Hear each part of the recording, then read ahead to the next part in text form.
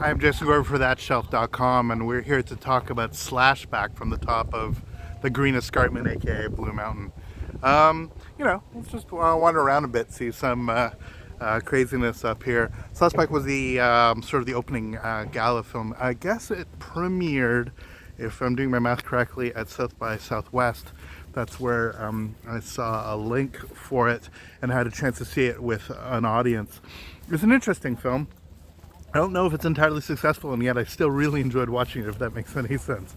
It's one of those films that you sort of really appreciate everything that goes into it.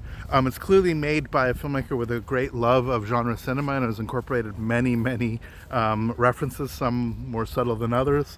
There's the more overt there's actually discussion of stuff like The Thing, and that very much plays into the way that it plays out. But you have E.T. references, as subtle as they are. You have references to Scream, you have references to all kinds of other stuff, but it all feels deeply integrated in this northern story. This semi-sci-fi, kind of a horror movie, but not really, couple jump scares, but essentially a story of a bunch of northern indigenous kids that are very precocious. They form this like little sort of tight street gang, and they're off on a trip, and then they encounter a polar bear that clearly is behaving in ways that are slightly disconcerting, and from there things definitely go awry.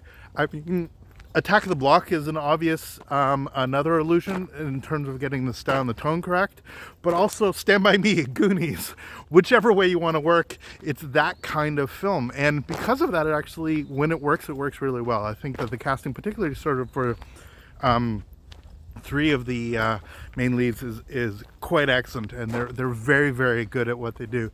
Some of the others, non-actors, are a little bit rough around the edges, sometimes to be expected, and shooting in areas where sort of, let's say, traditional performances aren't necessarily baked in to some of the ways that it plays out.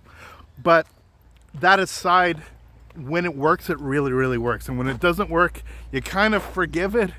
It sounds like I'm grading it on a curve, and maybe in some ways I am. If it was just a film that sort of came out of nowhere, this sort of indie sci-fi shtick, with some of its rougher parts, the stuff that doesn't work, the stuff that feels a little bit cheap, the CGI that doesn't necessarily work, would I be so sympathetic to the film? Probably not, but that doesn't really matter, because I think that it's actually showing a community in a way which is so rarely shown. There's nothing overtly sort of poverty porny about it, and I've seen a lot of stuff, especially shot in these areas, that really sort of emphasize the sort of downtrodden nature of everything that's taking place.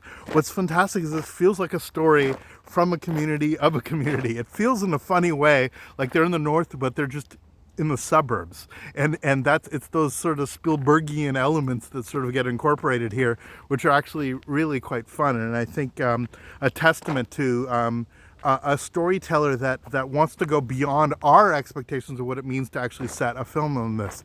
Look, the parents are all off on an equinox party, off getting drunk, but this isn't some excoriation of that. It just explains why these kids are running around and getting into trouble all by themselves. We see sort of a slightly more subtle take on how interactions are with local law enforcement, but when it actually sort of works out, it's like it all kind of makes sense. Some are nicer than others.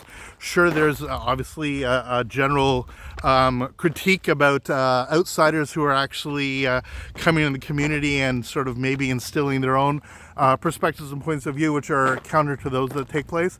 But even just within each other, it doesn't mean that it's like some sort of monolithic group of individuals. They all have their own ways of being, their own likes and dislikes, and when push comes to shove, it's a series of girls that are growing up as a series of girls. I mean, there's a universality and there's a specificity to it which I actually found really endearing.